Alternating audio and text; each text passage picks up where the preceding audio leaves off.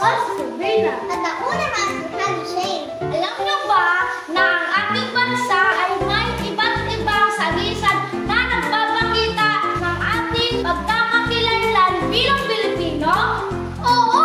Ang mga ito ay sumasalamin sa ating kultura, kasaysayan at likas na yaman.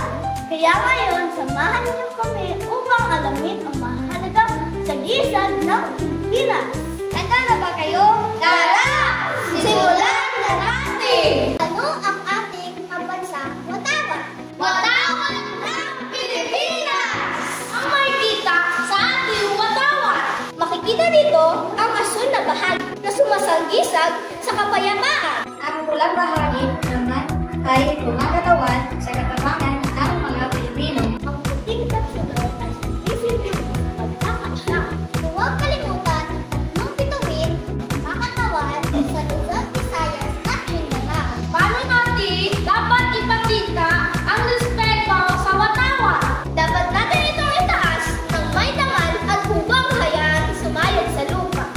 Ngayon, ano naman ang ating pambansang awit? Lupa Inira! At kapag kinakanta ito, dapat tayo mayroong tuwid, ilagay ang kanong kamay sa dibdib at sabayan ito ng mayroong respeto. Ano ang pambansang tayo? Kalabaw! Bakit Kalabaw? Dahil ito ay sumasalamin sa kasangkapan ng mga Pilipino. Ano naman ang pambansang ibon? Ang asilan ng Pilipinas!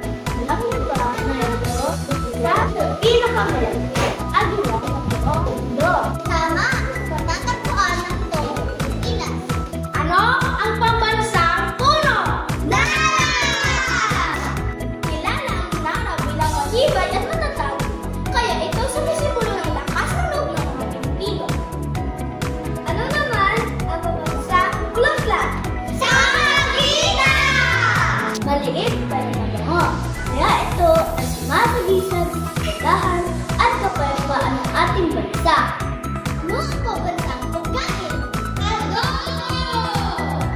Bakit adobo? Dahil ito ay paborito ng maraming Pilipino at madali itong lutuin. Ano naman ang pambansang prutas? Mangga! Alam niyo ba na ang Pinoy mango ay isa sa pinakamatamis sa